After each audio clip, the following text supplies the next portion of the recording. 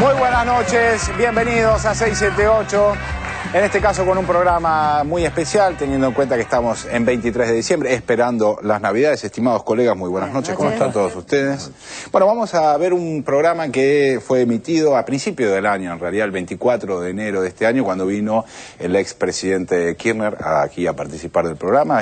Yo no estaba en ese caso porque estaba de vacaciones, pero vos también estabas de vacaciones, Sandra Russo. Recuerdo la enorme cantidad de gente que vino ese día al estudio y la expectativa que había por escucharlo hablar, porque aunque todavía hoy parece mentira, en enero de este año que termina todavía había un cerco mediático y no se lo escuchaba hablar a Kirchner, no había espacio para que él hablara. Bueno, vamos a ver entonces el programa del 24 de enero donde nos visitó el expresidente Kirchner.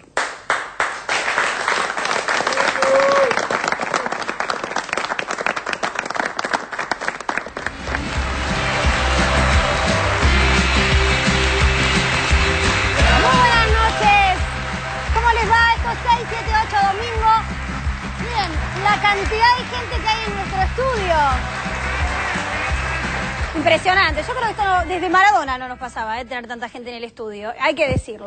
Vamos a darle la bienvenida a nuestros... Primero tenemos columnistas invitados. Está con nosotros Sandra Russo, ex compañera nuestra. Estás viendo muy seguido. Estás viendo muy seguido. Tenés que quedarte, Y Sandra. ahora por el pancho y la coca encima. Bueno, pero tenés que quedarte directamente. Déjate de jorobar. Sandra Russo está con nosotros hoy. Ahí está. El gerente de noticias de Canal 7, subjefe de Economía de Página 12, Raúl de la Torre. ¿Cómo te va? Muy bien, gracias. Iba a decir uno, pero queda mal. Dale, no hay problema. Bueno, fue intendente de Río Gallegos, gobernador 2 veces, presidente de la Nación, diputado nacional, es ahora el primer esposo. Es, sin lugar a dudas, uno de los protagonistas de... Está bien, primer esposo queda mejor que primer damo, por lo menos. Eso lo tiene que reconocer. Es muy ortodoxa usted, ¿no? ¿Cómo? Es muy ortodoxa esa frase. Muy ortodoxa. Y yo ¿Y soy... qué, tiene otro esposo, Cristina? No. Con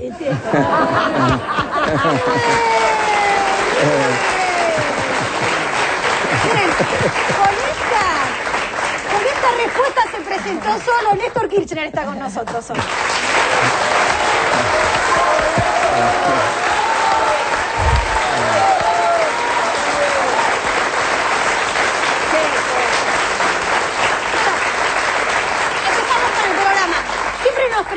Siempre decimos, reflexionamos, que Redrado no podría insistir incluso hoy en quedarse en el Banco Central si no tuviese respaldo de algún tipo, si no hubiese tenido respaldo cuando decidió hacerlo. También decimos que Cobos tampoco podría ser el líder de la oposición y el vicepresidente si no tuviese algún respaldo. Ahora nos preguntamos, y no con segundas intenciones, ¿quiénes los respaldan? ¿Quién los respalda a los dos en este tape?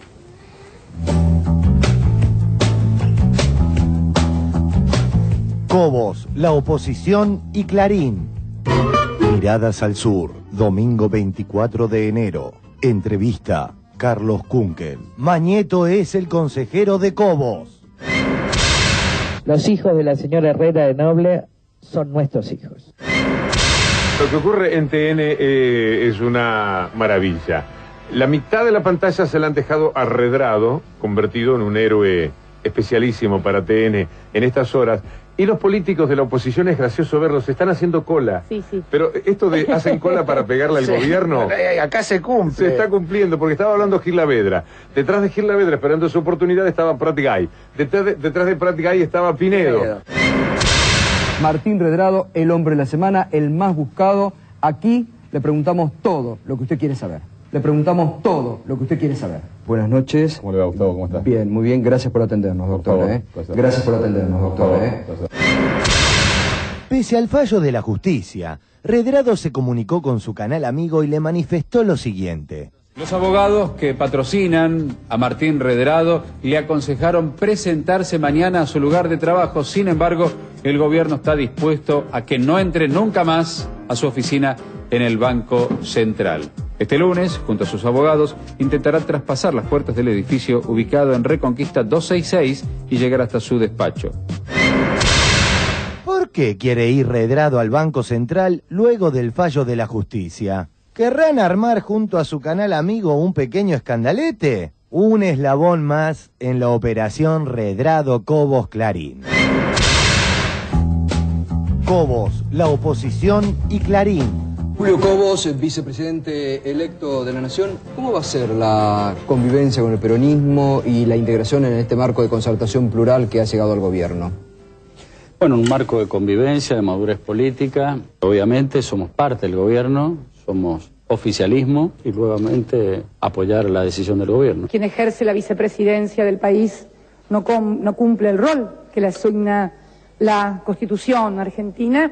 ¿Qué hace un vicepresidente? La idea es que sea una única conducción, obviamente cada uno ubicado en su rol. Yo no vengo para competir. Lo que está en la Constitución, No cumple el rol que le asigna la Constitución argentina. Me parece que la situación de Cobos de mantenimiento en la vicepresidencia de la Nación es claramente insostenible y que lo que mejor que podría hacer en beneficio de las instituciones del país es dar un paso al costado. Concertación no es amontonar, es buscar ideas comunes para proyectar un país en serio. Ha llegado el momento de que Argentina sea conducida por una mujer capaz, con compromiso social. Ha llegado el momento de Cristina Fernández de Kirchner. Ella es la que nos va a garantizar y yo haré el aporte que esté a mi alcance. Utiliza ese rol de vicepresidente para obstruir y obstaculizar permanentemente las iniciativas parlamentarias del Ejecutivo.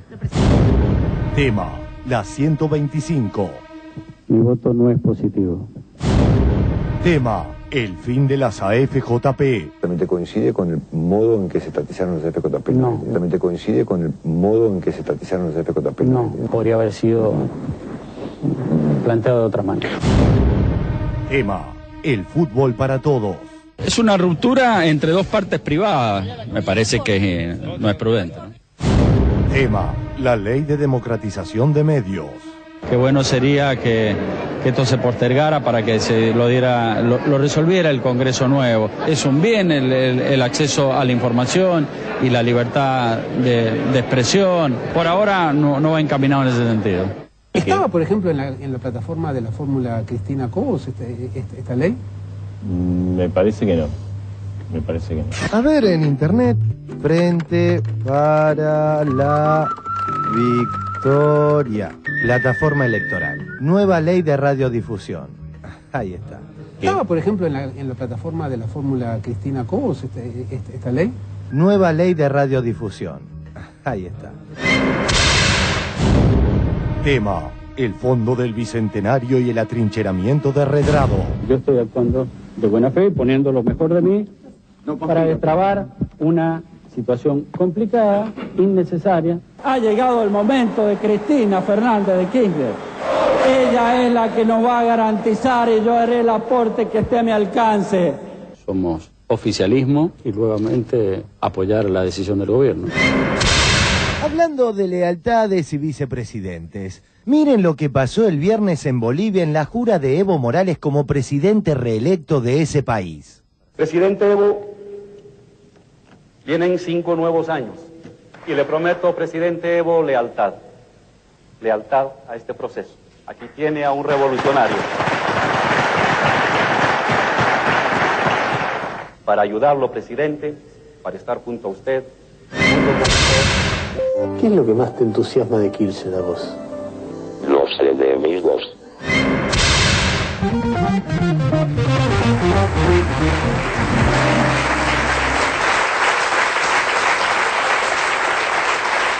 ¿Qué más decir, no? ¿Qué más decir del tema Cobos?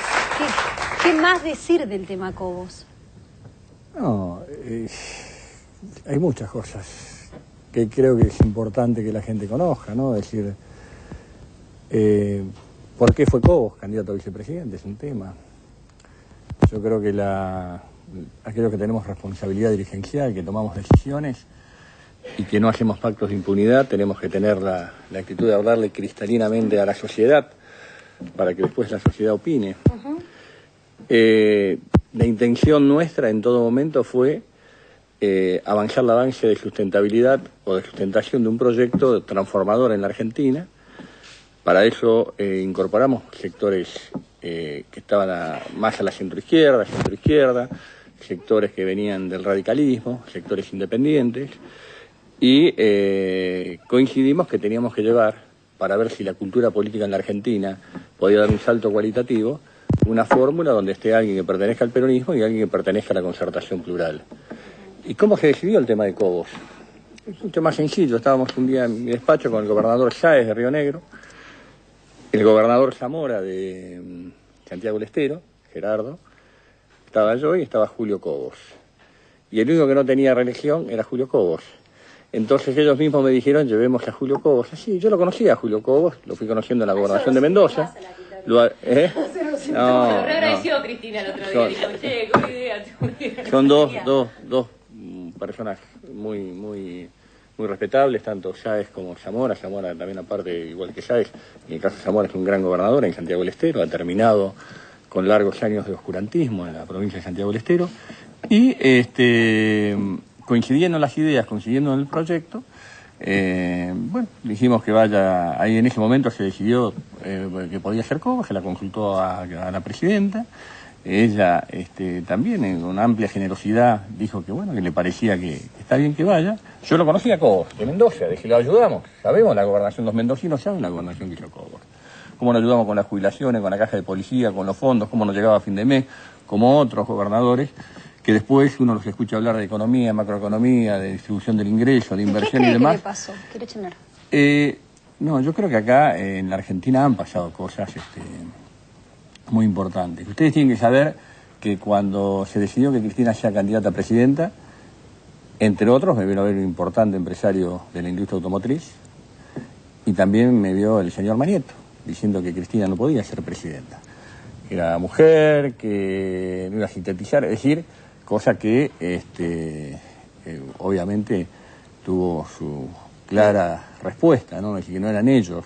Usted tiene que acordarse que acá lamentablemente la decadencia de la dirigencia política, la desesperación de la dirigencia política muchas veces de aparecer congraciada con quienes concentran la economía y quienes concentran mediáticamente la información en la Argentina, lleva a que muchas veces las determinaciones, acá en este país, la realidad concreta que durante las últimas décadas tuvo una importancia muy importante el diario Clarín, encabezado por Manieto y quienes nos acompañan en ese grupo, que ellos quieren determinar quién va de candidato en las elecciones, quién es presidente, si pueden, y después quieren decidir ellos, no lo que votó la gente para que se pueda decidir.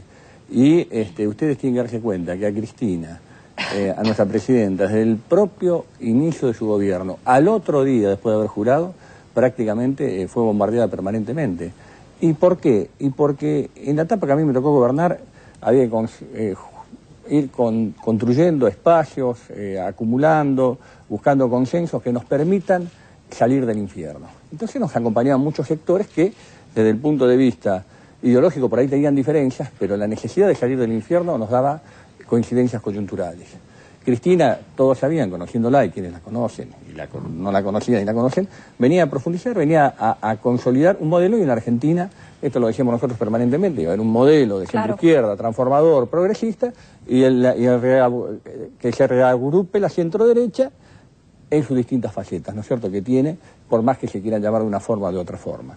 Cristina inmediatamente dijo que uno de los elementos fundamentales era la redistribución del ingreso, tomó determinaciones en ese aspecto, más allá de la discusión si estuvo bien comunicado, mal comunicado, lo importante son las medidas que fue estructurando. Empezó un proceso transformador diferente y distinto en la Argentina que no se veía hace 50 años y evidentemente la reacción de los intereses se da. Claro. Pero todos los argentinos... Sí, que yo recuerdo que al principio de su gobierno, la carta de Claudio Escribano en La Nación, poniendo los condicionamientos que según La Nación tenía que tener esa presidencia. Yo se lo puedo contar, es decir, primero, por lo paciencia se los cuento, es decir, yo llegué a presidente siendo uno de los presidentes con más débil apoyo, el 22,7%. Voy a contar una anécdota, es decir, ustedes saben que yo un día dije quiero ser presidente, todos se reían de mí, ¿cómo va a llegar de la Patagonia, desde allá? Y la verdad que cuando me dieron las encuestas, Raúl mantenía 45% y yo tenía el 1%. Esta es la realidad concreta en su momento. Bueno, yo empecé a buscar aliados, esta es la realidad. Cuando acordé con el gobernador de la provincia, el ex gobernador o el presidente en ese momento del país, el doctor Duhalde, debo reconocer que Cristina no estaba muy de acuerdo, pero yo decía, mira, no tenemos otra posibilidad, tenemos que acordar para ir construyendo, si no, siempre van a estar ellos. Bueno, son discusiones políticas que evidentemente se dieron, pero ella no estaba muy de acuerdo. Y se dio esas cosas de la historia que terminamos segundos, se retiró el balotaje quien terminó primero, y No lo nombra Popeyeta. Claro. Y me toca, bueno, me viene a ver primero el doctor Duhalde y me dice, esto es una verdad histórica, por eso hoy leí en un matutino lo que salía en la tapa y es absolutamente coherente, y me dice, hay que declarar la Corte actual, la Corte de ese momento, tiene que declarar la constitucionalidad de la ley de obediencia debida y las leyes de obediencia debida y punto final. A su vez vienen otros dos ministros, que no voy a hacer los nombres, pero bueno. Hágalos. No, hay uno que dijo que lo va a hacer él solo, y ustedes, buena, digamos, con buena, es decir, ideales, consecuentes, han sido con el proyecto permanentemente, yo no tengo, pero que vienen enviados también por Duhalde, por también la idea del general Brincioni, en ese momento. El general Brincioni me ha ido a visitar a mí a Piedrabuena en la necesidad de hacer un acuerdo cívico-militar que había que hacer en la Argentina en los momentos que gobernaba de la Rúa, era eso. Por eso se imagina que lo primero que hice al otro día que se fue cambiarlo, si estaba pensando eso, porque iba a cambiar de pensamiento. Y yo le digo que me dejen a mí obtener ese rédito político, ya que yo tenía muy poca fuerza, a ver que me dejen que yo sea el eje de la reconciliación en la Argentina, y que me dejen dictar, acompañar, que la Corte saque la constitucionalidad de la ley de obediencia debida y punto final, una vez que yo esté en el gobierno. Y a partir de allí empezó otra historia, es decir, a pocas horas de haber asumido también un ministro muy importante del gobierno en ese momento, va a llenar con nosotros Olivos, también para, fíjense las presiones que se sufren, pero esto hay que contarlo porque el pueblo argentino tiene que saber las cosas que pasan, qué se sufre y qué intereses se mueven. Y yo, como he hecho las cosas, nunca, por lo menos en toda esta etapa de la historia institucional, siempre de cara a la sociedad y no a la clandestinidad, lo que quiero decir es que ese ministro dice que la Corte de ese momento necesitaba algún tipo de acompañamiento, de soluciones para que no declaren, que no caiga en la especificación de la economía. Fíjense ustedes, ley de obediencia debida y punto final, cómo de entrada apenas empezamos el gobierno. El tema de la dolarización nuevamente de la economía, que era el fin del gobierno. Fueron las dos primeras presiones que tuvo cuando, antes de asumir o apenas asumió. Y ahí, pero les cuento, estábamos sentados, estaba el ministro, estaba Cristina, estaba yo, acá estamos sentados en Olivos, y al César lo que es del César. Y me mira Cristina fijamente y me dice, me parece que ya sabes cuál es el camino que tenés que seguir. Con absoluta claridad, la firmeza de empezar el famoso juicio a la Corte para empezar a construir las bases de una justicia independiente. Y en esos momentos yo era el chirolita de Duhalde, el chirolita de Cristina, en esto ¿se acuerdan ustedes cómo se trabajaba para desgastar la figura en ese momento de quien me tocaba ser presidente? Obviamente que mi compañera de toda la vida, militantes juntos y demás, coincidimos plenamente, más otros muchos compañeros y amigos, y empezamos el famoso juicio el camino a la juicio de la Corte Suprema, punto suspensivo, pues no vamos a nombrar la elección. Bueno, paremos un cachito. Estamos en el 2003. Orlando, ¿vos querés agregar algo? Perdón. No, lo que puedo contar es que la traición, la deslealtad, forma parte de la condición humana, desde el amor, en la amistad. ¿Es previsible o es sorpresiva la traición? Yo le digo, en general uno trata de juntarse con gente que a uno no lo pueda traicionar. Uno semblantea, uno advierte, a pesar de que hay tipos que se casan con mujeres que le son infieles al otro día o viceversa. La pregunta es si no era perceptible, en el caso de Cobos, este doblez que tiene en el TEI, porque no coincide en nada de lo que el gobierno... Con el diario el día después es fácil. A mí muchos me dijeron, yo sabía cómo era, bueno, perfecto. A la presidenta también. No, pero hay otro tema, es decir, ustedes hablaban, es decir, las cosas cómo se van resolviendo. Es decir, yo lo escuchaba el otro día acá a Orlando Barone, decir, y yo veía que incomodaba a un amigo, un funcionario del gobierno que estaba, ¿por qué Redrado estuvo en el gobierno? Aníbal Fernández. Sí, ¿por qué estuvo en el gobierno? Y yo después tuve la suerte de ver esa parte, y yo le digo, nosotros tenemos que hablar con la verdad y que una explicación política. Ustedes, escúchenme, nosotros acabamos de resolver, quiero aclarar también dichos con todo respeto de Prat Gay. Prat Gay, antes de renunciar, me va a ver y dice, yo quiero poner 2 directores y no renuncio. Salí de la mano, muchas gracias por todo, le dije, te agradezco los servicios prestados y le acepté la renuncia. No es que yo le ofrecí seguir 6 años como él dice, sino la verdad histórica que él quería poner 2 directores, a los cuales yo le dije que no, entonces me dijo renuncio y se lo agradecí. En ese momento nosotros estábamos renegociando la deuda externa privada. Claro. Teníamos que hacer una quita de 70.000 millones de dólares. Orlando, yo lo iba a poner a Kuhn, que el presidente del Banco Central. Yo creo que tenemos que hablar con sinceridad, es decir, y con todo respeto por el flaco, que no se enoje, pero es así. Es decir, me miraban a mí ya con una desconfianza muy grande el sistema concentrado, el consenso de Washington, con todos los que estábamos negociando nosotros. Veníamos de la declaración de un default que nos había dejado, es decir, que nos había cerrado prácticamente todas las puertas del mundo financiero y de la negociación. Teníamos que tratar de, con claridad, de generar algún tipo de señales que nos permitan consolidar la quita de deuda más importante que tuvo la Argentina, que por primera vez en la historia quitó 70.000 millones de dólares de deuda. Por eso fue Redrado. Alguien aceptable por el Estado. Claro. Exactamente, por eso fue, y hay que desdramatizarlo, y tenemos que acostumbrarnos a hablar los argentinos con la verdad y decir por qué se tomó. Ahora, claro, desde luego, pasado todo el tiempo, pasado 5 años, pasado y demás, es lógico, puede resultar absolutamente inexplicable, pero en ese momento histórico, en la acumulación de poder político que teníamos nosotros, en la relación de fuerza que teníamos, en lo que estábamos negociando, en el canje, en la deuda, todavía no habíamos resuelto el tema del Fondo Monetario Internacional, recién empezamos a reconstruir confianza, se entraba a reactivar recién la economía, entonces, evidentemente, teníamos que ir paso a paso. Lo importante era no castrar un proceso. Y cuando lo visitaron Mañeto y el empresario automotriz para decirle que Cristina no, ¿a quién proponían? ¿No? ¿A quién proponían? ¿Quién quería que vaya yo? Que siga. ¿Se imaginan?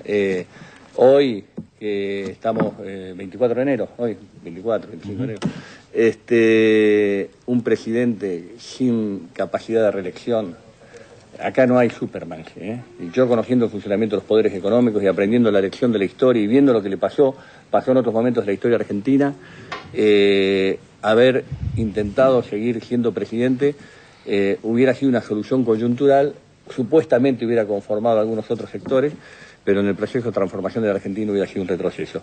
Porque yo, ya sin reelección y pasado 2 años, sería un presidente, ahí sí sería un presidente absolutamente débil y sin capacidad de proyección histórica. Entonces lo importante acá es la construcción de un proyecto colectivo. ¿No? ¿Nieto se fue enojado de ahí o qué le dijo? No, bueno, yo puedo contar muchas cosas. Pero vamos a ver Pepsi y vamos a seguir charlando. Vamos a ver, vamos, cosas, pero hay que desdramatizarlas y decir, digo, bueno, vamos a empezar a trabajar, le digo, Dualde para la campaña, está así, pero lo primero que tenés que ir a ver a Mañeto, me dice. Yo no conocía a Mañeto, es decir, esta es la realidad. Bueno, me armado una reunión, conversé con Mañeto antes de ser presidente yo. Y también, bueno, cuando quieran decir lo que hablaban de Telecom, todo, es decir, yo creo que cuando hablan de la sociedad, de los sectores de la oposición, del vicepresidente y de Mañeto, conspirativa es absolutamente real. Ellos tienen que revertir la ley de medios audiovisuales, ellos tienen que consolidar la iniciativa política, ellos tienen que conspirar, derrocar o quebrar políticamente al gobierno. No tengan duda, es así. Porque tienen intereses superiores, no los intereses de los argentinos. Justamente sobre lo que estaba hablando acerca de Telecom. Nos preguntamos en el siguiente tape qué relación tiene la relación justamente conflictiva, obviamente, entre Clarín y el gobierno con la nueva noticia de Telecom. Fijémonos cuál es la respuesta. Telecom y la relación Clarín-gobierno. El clarinete dulcemente toca dúo a dúo el clarinete dulcemente toca dúo a dúo acá. Y Clarín tiene esa política. Clarín te dice, escucha, Clarín te dice, mira, va el gobierno y le dice, quiero comprar Telecom. Y lo miran fijo. Quiero comprar Telecom. Mire, yo no, hágalo, siga las reglas del capitalismo competitivo para comprar Telecom. Y tácitamente, ¿no te ha dicho, no me ayudás, no me favoreces, no me empujás? Ya vas a ver. Y ahí empieza, ¡pam, pam! La presidenta Cristina Kirchner salió duramente a criticar al campo. Si así va a seguir gobernando la presidenta de la República, no vamos a ir bien. Quiero comprar Telecom. Ah, ¿no me ayudás? Ya vas a ver. Estrategia del gobierno. ¿Hasta dónde, hasta cuándo puede llegar? No hay elementos hoy para ser optimista. No hay elementos hoy para ser optimista. Ah, ¿no me ayudás? Ya vas a ver. Ley de medios K. El tema ley contra los medios. Esto parece el suicidio de la Argentina.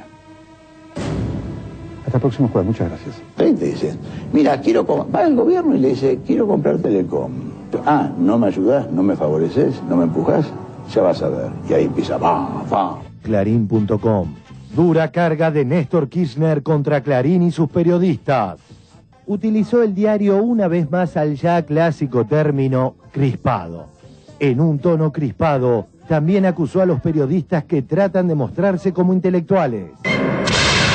Será interesante mostrar las declaraciones de Kirchner para juzgar, alejados de cualquier manipulación, el tono y el contenido. Decía, es difícil la Argentina. Decía un amigo periodista, el otro día me cargaba Cristina, Pasquini Durán. Decía, a mí me gustaba más el Kirchner que Tac. Y yo miraba la mano del otro lado y decía, no, ese está crispado. Vieron que ahora la palabra es crispado. Qué difícil todo, ¿no? Sería bueno una mirada introspectiva de ustedes acerca de las cosas que se escriben, que se dicen con absoluta libertad. Y estoy dispuesta a morir para que sigan escribiendo las mismas mentiras que escriben todos los días en su diario con la misma libertad que lo hacen siempre. Porque nunca estuvimos con ningún gobierno militar. Durante los primeros años de la dictadura, Ernestina Herrera estrechó lazos con los militares y empezó a consolidar el poder del diario.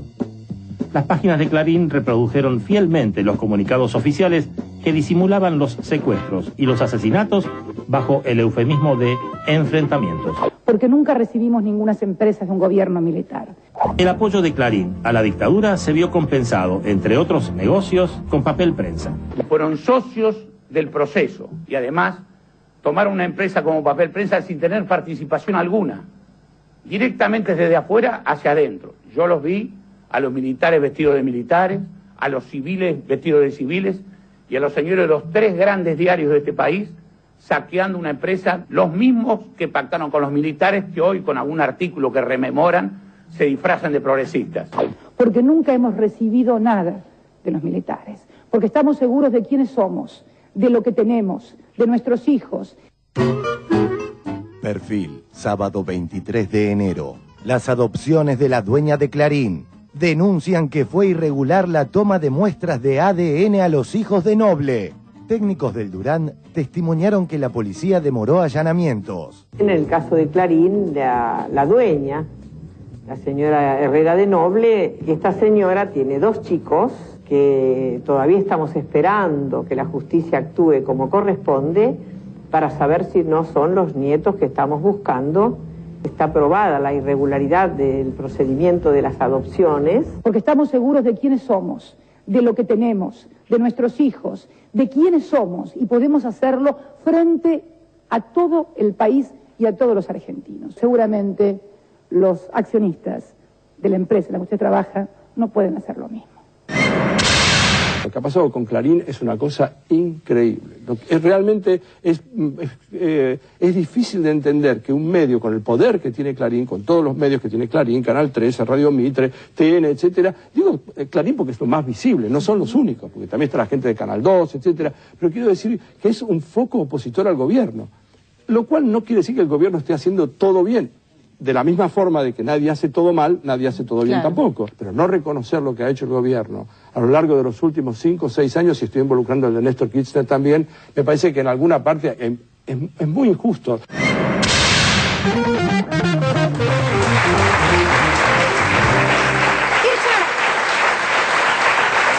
Braga Menéndez hablaba de una operación, de un intento de avanzar, un intento de Clarín, de parte de Clarín para comprar Telecom. Este contacto ocurrió con... Sí, obviamente, es decir, no una vez, es decir, Por eso yo no lo digo con total tranquilidad, porque en las reuniones no las hago bajo ninguna consigna ni pacto mafioso, que me reúno pero no contemos. Es decir, soy un ¿Me reúno pero qué? No contemos. Mi tarea de expresidente, haber sido un hombre público, de ser un militante político permanente. Voy a contar las reuniones que tuve yo me reuní con el señor Marietto en varias oportunidades. Me ofrecían, por supuesto, antes de las elecciones del 2008, en pleno conflicto con el campo, nos ofrecían todo el apoyo mediático si nosotros terciábamos. Es decir, Telecom, ustedes saben que está en una posición monopólica. Entonces tiene que vender una parte a un grupo argentino para poder salir de esa situación monopólica debido a los procesos de inversión que hizo Telefónica en su momento en Telecom Italia y demás. Sí. Ese grupo argentino quería ser Clarín. Entonces me vinieron a decir, no, directamente tenemos que ser nosotros, porque así nosotros con eso estructuramos ya todo definitivo, es decir, más todo lo que tenemos, más el avance tecnológico de estos tiempos, necesitamos Telecom. Es decir, ustedes hagan lobby por nosotros para que Telecom sea del grupo Clarín. El señor Marietto no me lo puede desmentir, se lo digo ante las cámaras, así me lo dijo. Yo estaba sentado acá en un sillón, estaba en este silloncito acá al lado. Y obviamente esa fue pero así casi imperativamente, acostumbrado a una dirigencia política. Por eso no tengo ninguna duda que hoy uno de los cerebros claros y concretos de todo este proceso de desestabilización y conspiración que se lleva adelante, lo lleva adelante. Aparte él mismo me dijo, yo respeto, por una vez fui duramente criticado porque le contesté a un periodista, según dicen, que le falté un poco el respeto. Yo nunca, no me gusta faltar respeto, trato de decir las cosas como siento. Pero él mismo me dijo, yo le digo, pero ¿y qué garantía tiene usted, Marietto, de que yo en mi empresa mando yo? Y en mi diario se escribe lo que quiero yo. Yo no pongo en duda la moral de ningún periodista. Digo lo que me dijo Marietto a mí. Es decir, y digo que del más chico al más grande, del más chico al más grande. Es decir, nosotros no somos lobistas. Me lo guardo, dijo. Yo voy a ser no somos lobistas de nadie, y por supuesto, yo en su momento que le comenté esto a la presidenta, me escuchó 2 segundos nomás, no le digo lo que me dijo, pero bueno, pero es la realidad concreta. Esta es la historia reciente, que hay que sincerarla para que no se vuelva a repetir, porque acá definitivamente... Y aparte debe haber estado ocurriendo obviamente con todos los gobiernos. Todos desfilan, fueron a la casa de Marietto durante la ley de medios audiovisuales, fueron gobernadores, fueron dirigentes importantes. Claro, es decir, esta es la realidad, los argentinos lo tienen que saber, cuál es el poder que ejerce este monopolio sobre la sociedad argentina, y también tienen que saber el miedo que le tienen los dirigentes. Primero le gusta que lo saquen en el diario, mirá cómo salí, que esto y que el otro. Y segundo, que no le vayan a decir o a destapar algo, qué sé yo, de su vida privada, o a ensuciar o a mentir, como mienten permanentemente. Entonces llega un momento que uno que ha dedicado toda su vida a esto, que cree en esto, que tiene convicciones, que tiene principios, aciertos y errores como cualquiera, es decir, que hay que tener la vocación, y espero que la clase dirigente argentina lo haga. Ahora ahí Cristina fue más a fondo que usted, ¿no? Que no tengan duda, relación. Es decir, hoy es Cristina la presidenta del país. Y por supuesto es quien está conduciendo todo este proceso, y todas las determinaciones que se van tomando son tomadas por ella. Es decir, nosotros, quienes colaboramos y ayudamos, y esto es así. Cuando yo era presidente pasaba lo mismo. Lo que pasa es que lo que se trató en el primer tiempo de desnaturalizar la construcción de un poder alternativo, superador, cualificador al que había habido de distintas etapas, del 2003 al 2007. Entonces, pensando en la proyección de Cristina y demás, pero desde el punto de vista, porque esto es así, esto entiéndanlo, y ustedes que son mujeres y demás, un sentido discriminatorio, decir, por 1000 motivos que la atacó al principio, es decir, que no está preparada para trabajar, que no está... Yo toda la vida, yo de que fui intendente, mi secretaria legal y técnica era Cristina, trabajamos toda la vida, fuimos presos juntos, en una cárcel de mujeres y yo de varones, pero caímos un mismo día de Reyes, juntos fuimos detenidos. Es decir, toda una historia de vida. Es decir, que cada uno sabe cuál es el rol que tiene que tener en cada momento. Ella es mucho mejor oradora que usted, aparte. Y es más linda. Este año, creo que, con respecto a esto que hablaba usted de la ley de medios, creo que la ley de medios sirvió un poco para desenmascarar cuál era el negocio de Clarín, el negocio de las corporaciones mediáticas, el negocio de papel prensa, lo que significa, lo que representa y por qué había que acabarlo. Ahora, se instaló a partir de ese lugar, digo, para ver cómo interpreta usted el rol de los periodistas. Digo, porque es como una simplificación pensar también que desde las diferentes corporaciones mediáticas, la mayoría de los periodistas habla en contra del gobierno. Me parece que es como una simplificación por ahí pensar que Clarín o Mañeto le van pagando a cada uno de los periodistas para que hable en contra. Así como del otro lado, y tal vez este programa sea salen a contestar diciendo que nos pagan a nosotros para que entonces no... Yo no sé si cómo le pagan, si le pagan, no le pagan, no puedo hacer aseveraciones de... Yo digo lo que me dijo el señor Mañeto a mí. Ahora, cuando uno lee, es decir, determinadas apreciaciones que no tienen nada que ver con la verdad, se da cuenta absolutamente que basta leer la línea, basta leer. Que es una línea editorial Clarín homogénea. Pero quiero como descentralizarlo solamente de Clarín. Lo que digo que acá, evidentemente, la ley de medios es una necesidad, Carla. Es una necesidad porque eso va a llevar a democratizar en serio todos los medios. Yo creo profundamente en la libertad de expresión. No, es decir, cada uno sabe qué es lo que hace, cómo lo hace, cada uno tiene su propia conciencia. Yo lo único que hice fue transmitir lo que me dijo este señor en determinado momento, es decir, cuando él quería que nosotros seamos lobistas para la obtención de Telecom. Y también, es decir, porque además la Argentina, fíjense ustedes que cuando la presidenta toma la determinación de crear el Fondo del Bicentenario, un fondo, es decir, que es central y esencial para la economía argentina, también cuando ellos se dan cuenta que esto va a profundizar la gobernabilidad, va a profundizar la inclusión, va a profundizar el modelo productivo y va a permitir el desendeudamiento de los argentinos, evidentemente también lo tratan de salir a atacar porque significa la consolidación definitiva de un modelo, o la profundización de un modelo. Justamente tenemos un tape de eso. Así que aprovecho para hacer una coma. Creo que la Torre querría... Bueno, pero después, sí, pero vamos a seguir con este tema justamente. Me dicen varones, ¿vos querías decir algo? No. ¿Tenés alguna comunicación intergaláctica con la gente de control? Tal vez lo que quería decir es... los periodistas tenemos una formación y los ciudadanos también, acerca del poder tiene cosas que no puede contar. Porque tampoco se pueden contar todas las cosas que ocurren en la casa, hacia afuera, no sé, en la relación humana. Pero esto que usted está contando acá, si uno lo hubiera sabido oportunamente, ¿no cambiaba la relación de fuerzas? Bueno, en una Argentina consolidada, sí, usted tiene que fijarse que en el 2001, y es contexto, ¿no? La playa más grande que yo vi en mi vida fue la del 26 de mayo del 2003, Orlando. Salí afuera, fui. Gente llorando, desocupados, habían perdido sus ahorros por el corralito, es decir, miles y miles de argentinos que demandaban soluciones urgentes y rápidas. Y teníamos una debilidad objetiva e intrínseca para ir construyendo. Nosotros teníamos que marchar sobre olas muy fuertes.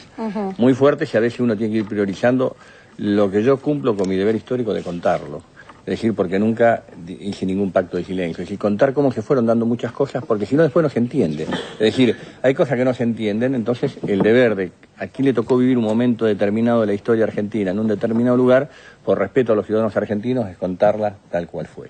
Después está la cuestión valorativa, obviamente. Usted estuvo mal, estuvo bien, lo tiene que haber hecho antes, lo tiene que haber hecho después. Lo que pasa es que uno va valorando cada instancia y cada coyuntura en el momento que le tocó vivir, ¿no? Simplemente una cosa cortita. La cultura de la impunidad, y sobre todo lo que tiene que ver con los contratos de los servicios públicos, privatizaciones, debe haber existido siempre en Argentina, y así hubo empresarios que se creían que así se hacían negocios, yendo a ver al presidente y presionarlo por el lobby. Claro. Ahora, también él creo que es la primera vez, digamos, a propósito de lo que le preguntaba Orlando, es la primera vez que un expresidente cuenta estas cosas. También. Sí, estaba pensando en eso. Y así como, y otro apunte, Cobos cuando se opone, no se opone a temas al azar, se opone a temas que tienen que ver con factores de poder, con intereses de factores de poder. Y Ley de medios, queda claro AFJP, también con estas reuniones retenciones, que cuenta, digamos, temas que afectaban directamente a sectores de los grupos de poder, ¿no? Digo que queda claro también con lo que cuenta Kirchner dónde está el poder realmente, ¿no? Porque muchas veces ubicamos el poder dentro del gobierno de turno o en el grupo de impunidad mediática. Y es importante, bastante importante esa definición que usted hace en este momento es excelente. es excelente, y responde un poco acá a lo que decía Orlando, es decir, ¿dónde está el poder? Es decir, porque la dirigencia política, cuando uno gana una elección tiene la iniciativa política, entre comillas, ¿no es cierto? Ahora, si ustedes van a mirar el 2003, ¿dónde estaba el poder? No, ¿Quién era en esa reunión, yo no me ofendo. Un presidente recién asumido y el dueño del multimedia más importante del país pidiéndole determinada operación o favoritismo en determinada negociación. ¿Dónde está el poder en esa reunión? Era un pingüino que había venido del sur, que no tenía poder, que no tenía mucha relación con los factores de poder, que era una Argentina que estaba desarticulada, anarquillada, donde las bandas financieras hurgaban y donde era un país que estaba quebrado, la habían quebrado en la fe. Era muy difícil, uno tenía que ir marchando sobre un hilito muy fino. Pero es muy bueno que hablemos de todas estas cosas. Los argentinos las tenemos que hablar definitivamente, porque eso nos va a permitir construir un proyecto progresista en serio. Cuando se habla de la deuda, la torrencial, cuando se habla de la deuda, dicen la deuda ilegítima. Es verdad que hubo deuda ilegítima en la Argentina. La estatización de la deuda que hizo Cavallo, como ser la deuda privada antes de en plena dictadura militar, cuando fue al Banco Central. Año 82. Año 82. Pero ¿quién legitimó la deuda en la Argentina? El primer gobierno constitucional del 83, y no le hago una imputación. Es decir, fueron a negociar con el Parlamento argentino y los sucesivos gobiernos con los presupuestos que fueron... y todos los diputados que votaron los siguientes presupuestos. No hay que buscar coartadas o atajos para no definirse sobre temas de actualidad, diciendo ahora vamos a hablar de la deuda ilegítima. Nosotros ahora lo que tenemos que hacer es consolidar las posibilidades que la Argentina se vuelva absolutamente viable. Y ahí es donde vienen las determinaciones. Y esto me da pie para pasar al siguiente tape, finalmente. Redrado insiste en quedarse en el Banco Central. Hablamos de eso, de la judicialización de la política en el siguiente tape. Redrado, la judicialización de la política y el Fondo del Bicentenario. ¿Alguna vez la justicia se expidió o tiene la misma potestad que el Ejecutivo de decidir cuándo un tema... No, ninguna potestad. La justicia no, ahí parece la intromisión, yo digo, se entromete, se mete en una situación horrible, es un desastre lo que ha sucedido. Porque la doctrina pacífica ha sostenido que antes de que tuvieran rango constitucional los decretos de necesidad de urgencia, también llevaban la conveniencia. ¿Y en cabeza de quién está esto? Solamente de la Presidenta de la Nación, es la que comprende la necesidad y la urgencia. Esto de judicializar la política, yo creo que es empobrecer la política, porque es como quererle decir a un juez lo que uno, por intermedio de los votos o por intermedio del debate político, no puede decir. Es decir, cuando yo no estoy de acuerdo con un político, le pido a un juez que diga lo que pienso yo en lugar de decir lo que dice el otro, ¿no? Está en línea con nosotros Miguel Ángel Pichetto. Hay dos fallos y hay dos situaciones. Una es el tema del Fondo del Bicentenario. Me parece que es un hecho grave, implica un avance muy fuerte con atribuciones propias y específicas que son del Poder Legislativo. La emergencia, la urgencia de un decreto de necesidad y urgencia solamente puede ser valorado por el Parlamento. Estamos en un momento de la Argentina muy complicado donde aparece a pleno algunos sectores que conforman parte de lo que podría llamarse el partido judicial, que irrumpen y deciden sobre materia económica sensible que no comprenden. Y el otro fallo es que Redrado está fuera del Banco Central. Bernard Shaw decía que cuando un hombre estúpido se avergüenza de lo que está haciendo, siempre dice que cumple con su deber, con lo cual llegué a la conclusión que estaba en presencia de un estúpido y pretendía yo que cambiara su visión. Siempre el ofrecimiento era el mismo. Volvamos al statu quo anterior y yo me quedo. ¿Sabes por qué se quería quedar? ¿Sabes cuánto gana Redrado vos? No. 68 lucas por mes. El doctor Eduardo Barcesata, abogado, denunció penalmente a Martín Redrado, lo acusa y pidió que se lo investigue por malversación de caudales públicos, también por enriquecimiento ilícito. El 19 de enero del año pasado, el Banco Central adjudicó la contratación de la compra de diarios, revistas, suscripciones a Internet y otros objetos coleccionables por 2,2 millones de pesos. El 21 de enero, Redrado autorizó la contratación por 9.400 pesos de un taller de yoga y el 22 de otro similar por 8.200 pesos.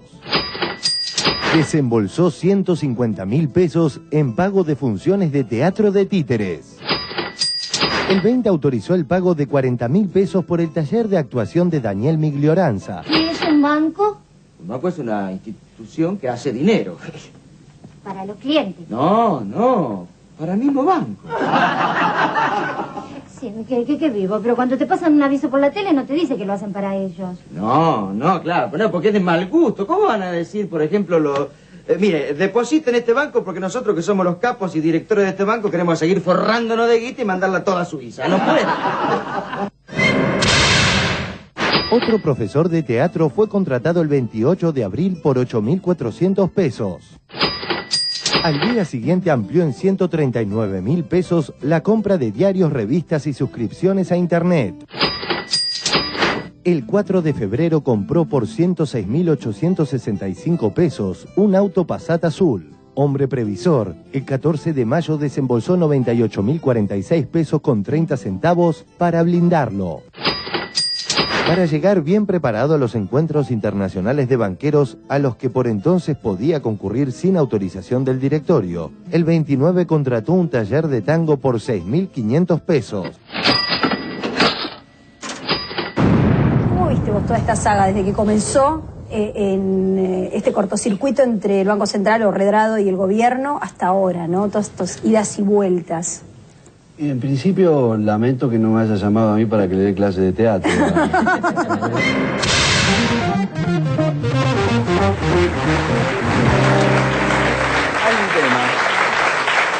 Hay un tema que es vital, que es muy importante, que es este tema del partido judicial. Los dos fallos que se sacaron el viernes son horrendos. El que dice que Redrado no puede volver más desde el punto de vista jurídico, y por supuesto el otro que entromete y determina y sobrepasa la Constitución reformada en 1994, que quitándole el rol al Congreso desde la justicia, ¿no es cierto? Diciendo que no hay necesidad ni urgencia claro, para... esa es una determinación que tiene la Presidenta y que después el Congreso, si aprueba o no aprueba, determina si había necesidad o si no había urgencia. Pero fíjense que los dos fallos es lo mismo que decía la oposición, las dos cosas que había que hacer, que Redrado se vaya a la casa y congelar el Fondo del Bicentenario. Clara coincidencia y convergencia del Partido Judicial con la actitud conspirativa de Manieto, de Cobo, la oposición, más el Partido Judicial. Es muy clarito esto, a mí que me lo desmienta, esto es de otra manera, pero esto Ahora, Kirchner, el otro día Aníbal Fernández dijo que iban a utilizarse de esos 6.500, 2.200 millones para pagar a los organismos multilaterales de crédito, a pesar del fallo. No, lo que dijo Aníbal, es decir, cuando nosotros mandamos, y él lo debe saber bien, es decir, cuando nosotros en el año 2005, fines de 2005, 2006, mandamos al Congreso de la Nación el decreto y después la ley que autorizó el pago al Fondo Monetario Internacional de casi 10.000 millones de dólares, en eso se reformó allí la Carta Orgánica que autoriza, eso ya está autorizado, a pagar a todos los organismos multilaterales de créditos con reservas que hoy creo que, ¿cuánto dijo Aníbal? 2.320. Sí, pero por fuera del Fondo del Bicentenario. Claro. Es una autorización que ya tiene, el gobierno y en este caso se la podría tomar para ayudar a financiar este año 2010. ¿Orlando? Sí, me estaba acordando, el autor de la nota o de la crónica me interesó y en página 12, no lo recuerdo y no quiero mencionarlo mal, pero el concepto era relacionado con lo que acaba de decir Kirchner, que el Poder Judicial, o sectores del Poder Judicial, apenas ven, disculpe esta calificación, apenas ven que un gobierno comienza a tener acechos o a ser más vulnerable, empieza a cambiar sus fallos. Weinfeld creo que era, Mario Weinfeld. Gracias. Cambiar sus fallos y acomodarse a la nueva posición de un supuesto relevo del gobierno que está. Eso lo dice Weinfeld en página 12 hoy. Y me pareció interesante. ¿Puede ser así? En parte, yo tengo mucha esperanza en, decir, creo que en algún momento la justicia se va a terminar renovando. Lamentablemente acá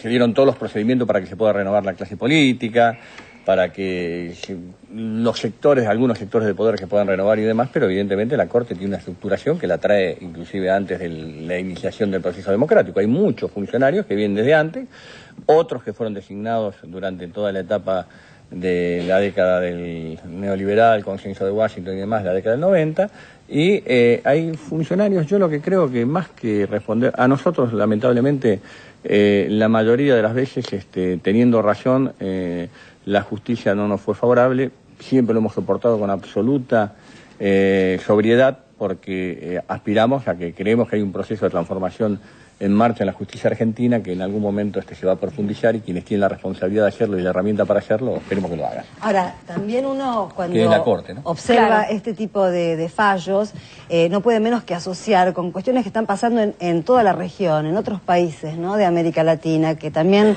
hay oposiciones a gobiernos progresistas, oposiciones aliadas a medios concentrados de comunicación que apelan al sistema judicial. Estoy pensando en Honduras, estoy pensando en Paraguay, que también hay una especie de ofensiva para juicio político a Lugo, digamos. Es una herramienta frecuente en la región.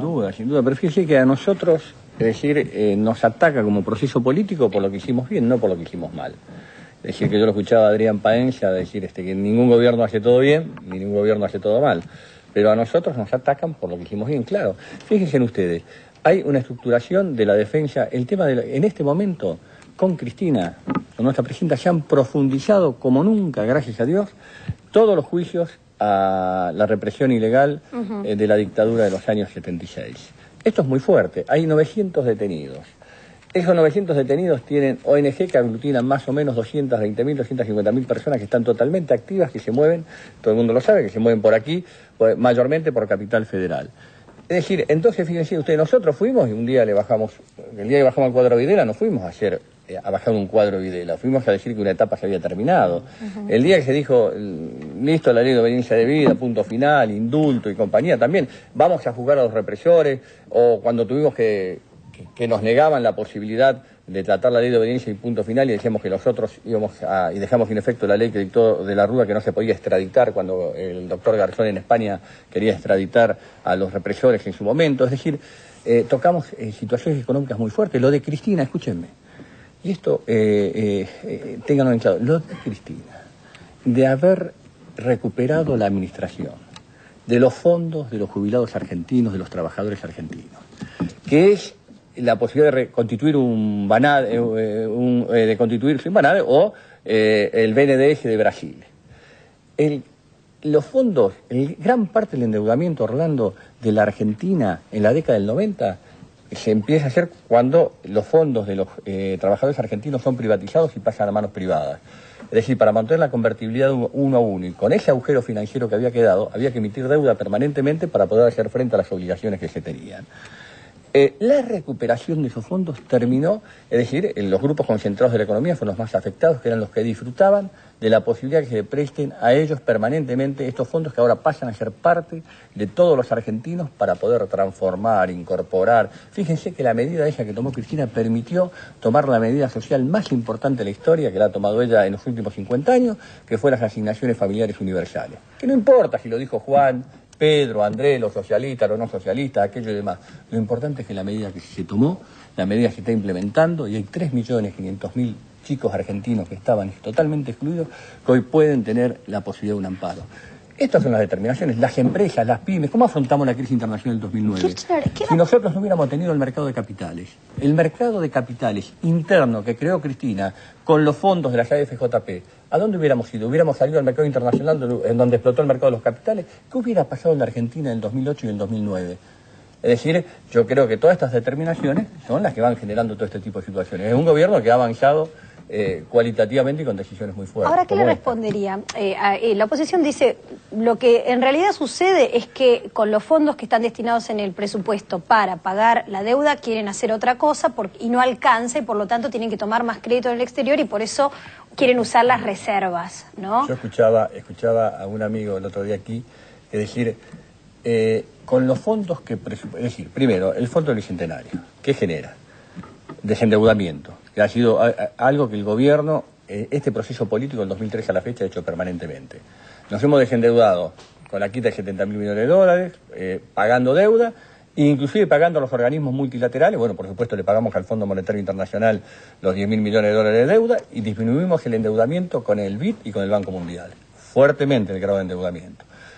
Un dato concreto, teníamos 160% relación, la ratio producto-deuda con el Producto Bruto Interno, y hoy tenemos 42 con un Producto Bruto Interno muchísimo más alto, y ese 42 que tiene una constitución absolutamente distinta de deuda a la que teníamos antes. Ese es el primer paso, desendeudamiento. Segundo paso, usted sale al mercado internacional, lo que le pasó a Scioli. Scioli salió por 215 millones de pesos y le cobraron el 14% en el mercado de capitales hace cosa de 15 o 20 días atrás. Es decir, el mercado de capitales en este momento...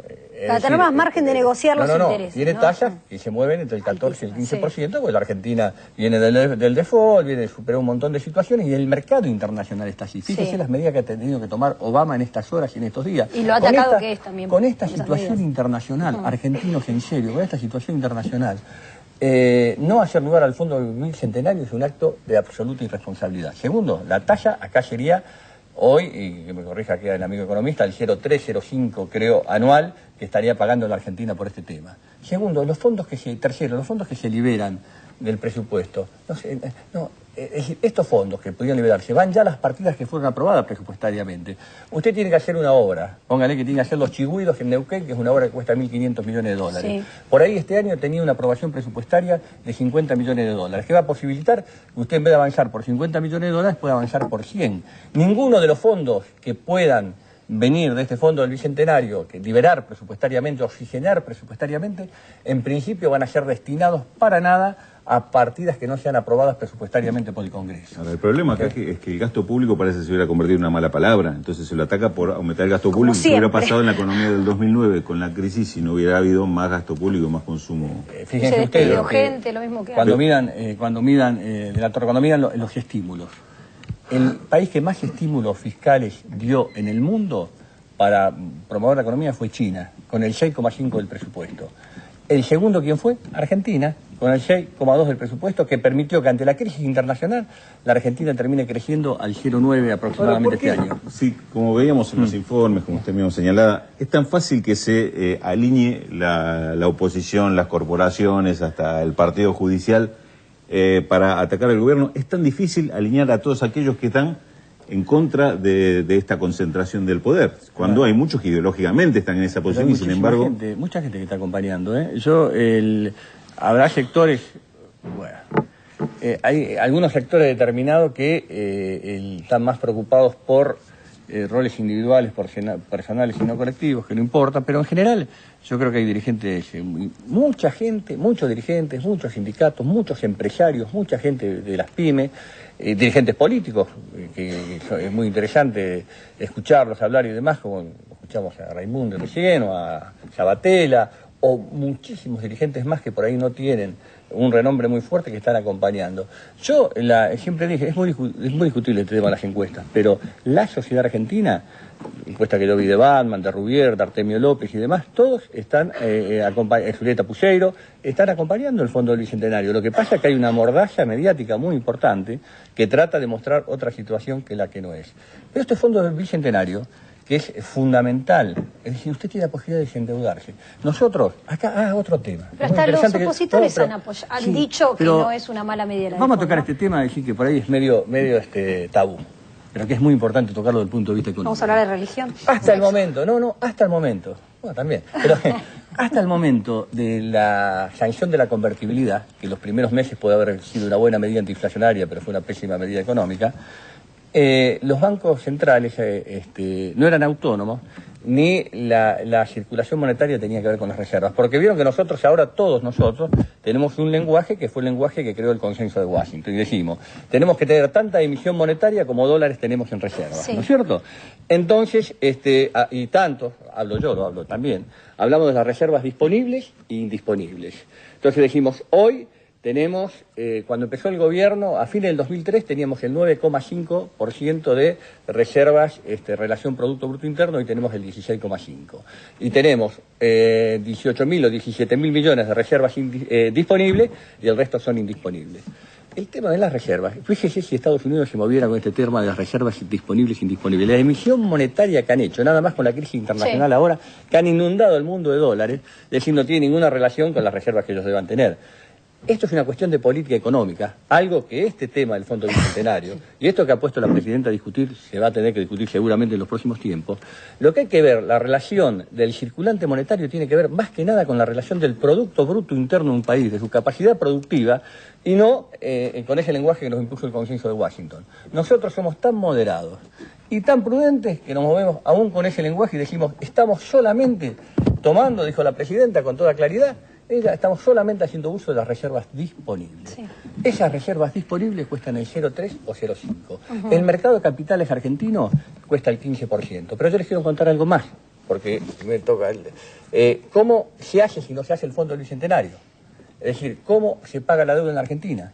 Como se pagó en el 2001 o en los 90. Con ajuste. Con ajuste. ¿Cómo son los ajustes? Descuento a los jubilados del 13%, descuento que lo hizo la Alianza, que son los mismos dirigentes que ahora dicen, hay que cuidar el dinero del pueblo, hay que cuidar las reservas. Yo me acuerdo que en el año 89 nos dejaron con 600 millones de dólares de reserva, un conocido señor Dacorte, presidente del Banco Central, 88, perdón, en la época del doctor Alfonsín. Después nos dejaron con 6.700 millones, 6.000 millones de reserva, con corralito de por medio y demás, en la época del doctor, en la época del doctor de la Rúa. Entonces ahora, cuando usted tiene que hacer frente... Hay más pero cuando hay que hacer frente a los compromisos, ¿cómo se hacen frente a los compromisos si no tenemos el Fondo del Bicentenario? Es decir, otra vez dejamos el lado de la inversión pública o gasto público, como decía aquí él, o nuevamente van a recurrir a las políticas de ajuste que hicieron desde el primer día del gobierno de la Alianza y por supuesto del gobierno anterior que lo llevaron permanentemente adelante. ¿Y no están buscando conscientemente eso?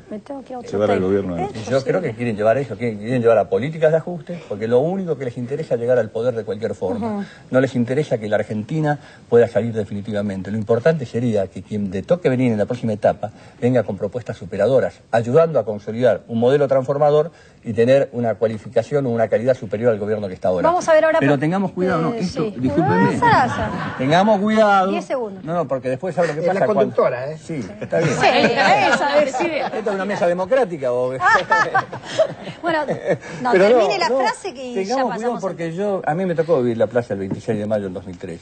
A mí me tocó ver la represión en Plaza de Mayo. A mí me tocó ver a los jubilados cuando les descontaron el 13%. A mí me tocó ser gobernador cuando llamaban a las provincias para firmar pactos fiscales, con los cuales nos recortaban la coparticipación y nos recortaban los ingresos.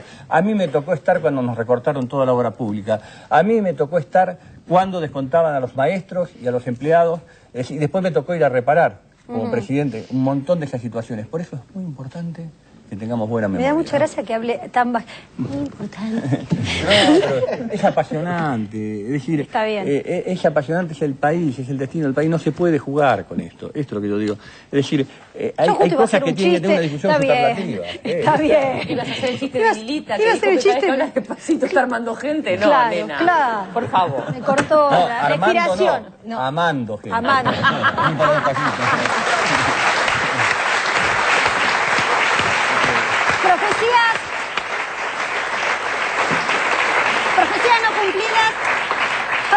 Profecías no cumplidas, buenas noticias no publicadas en el siguiente tape.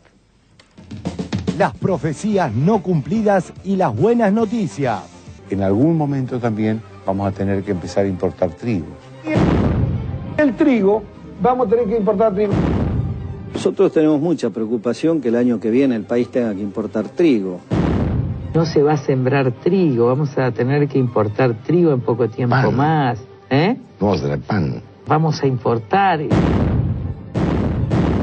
Cristina Fernández asegura que ella seguirá planteando un modelo de país diferente. Encuentro con productores. El gobierno se comprometió a liberar 1 millón de toneladas de trigo para la exportación.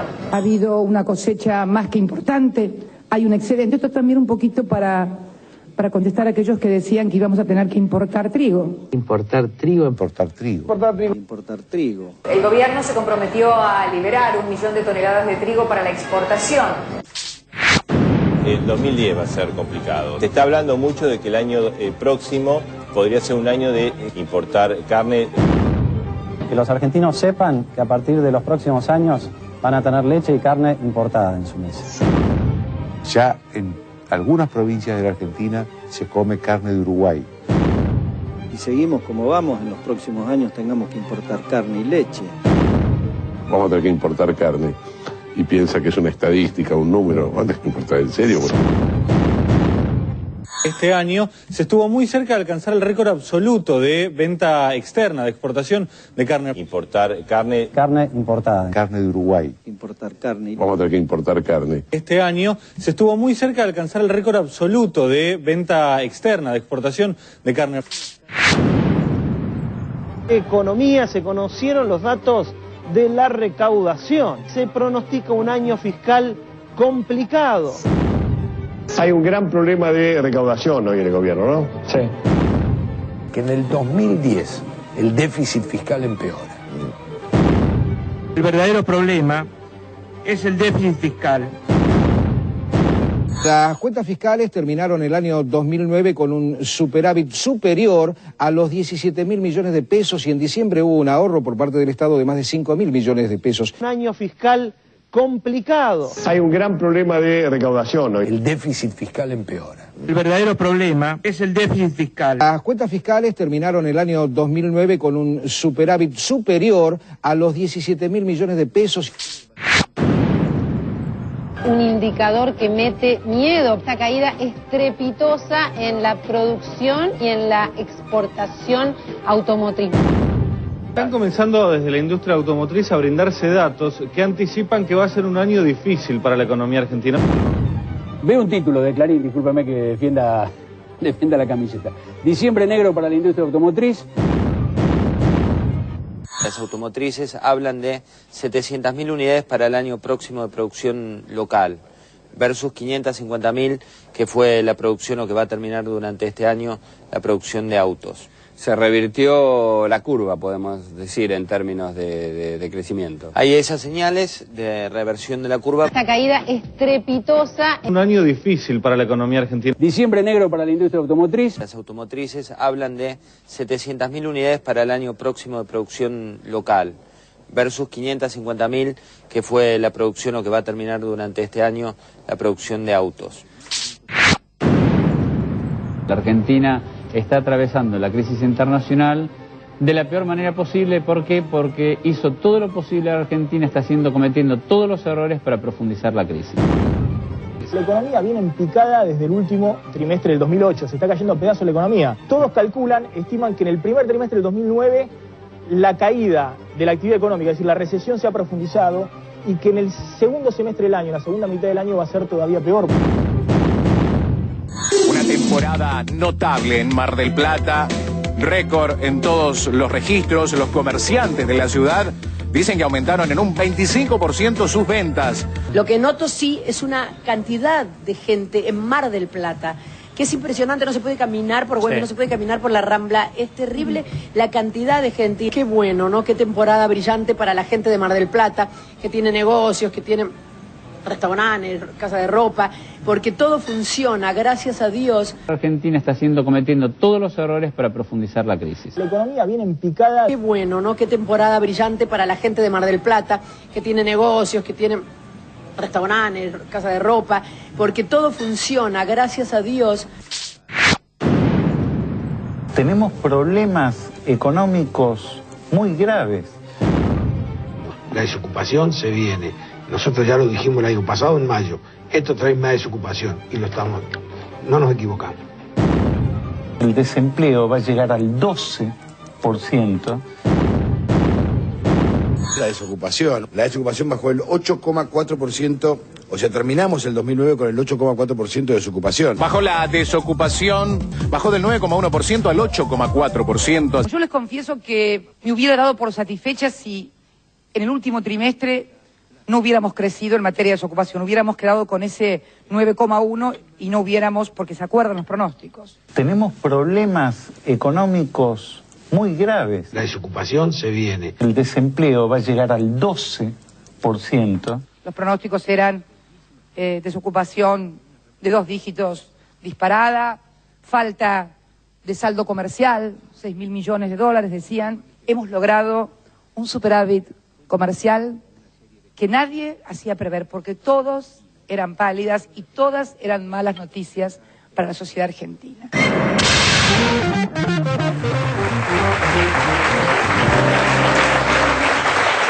Carla,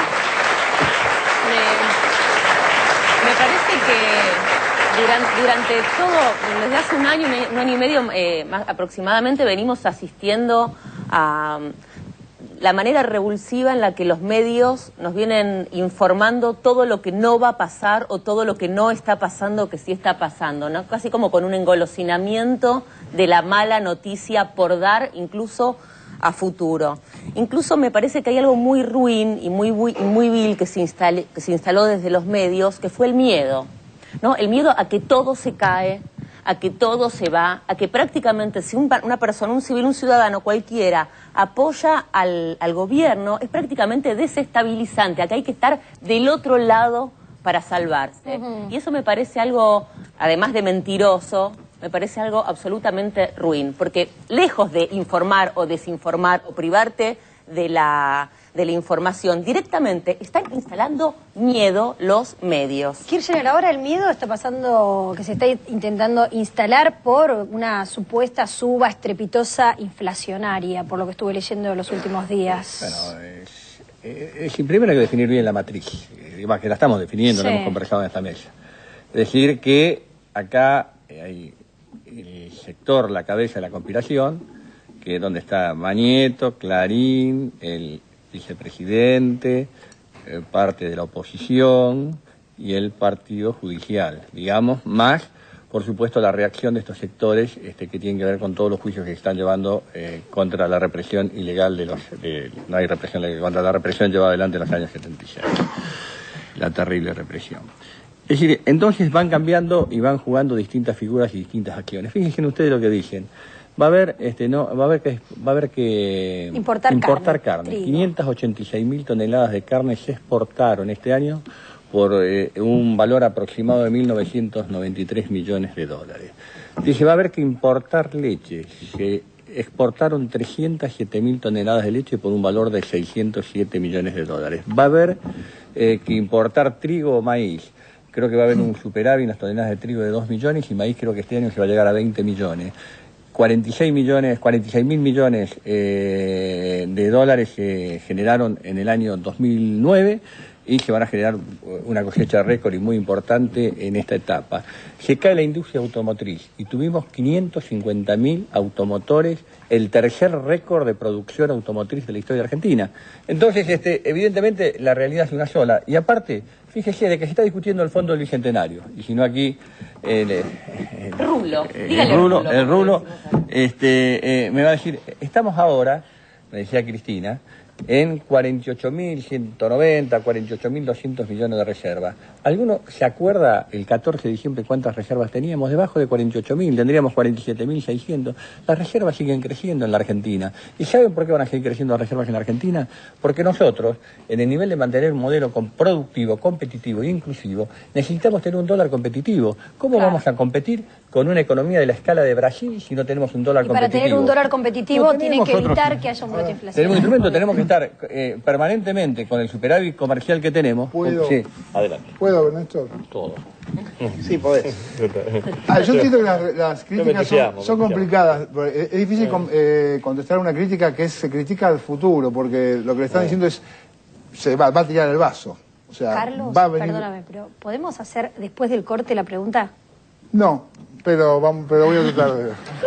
Ahora vamos al corte, ya volvemos. Se la hago mañana. Ahora la hacemos. Lo que pasa es que tengo que mandar un corte sí o sí ahora. Ya volvemos.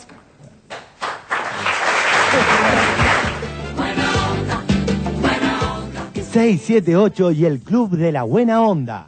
Cada vez somos más contra la pálida, la mala onda y el operativo desánimo. Manda tu sonrisa o gesto positivo a 678buenaonda@pensadoparatv.com.ar o al Facebook de 678. Y sumate al Club de la Buena Onda. Que viva la gente que tenga y ponga buena onda, buena onda. Que escriban 100 veces los que deshongan. Buena onda, buena onda. Si la vida es tango hay que darle milonga. Buena onda, buena onda. Que a la marcada todos le respondan.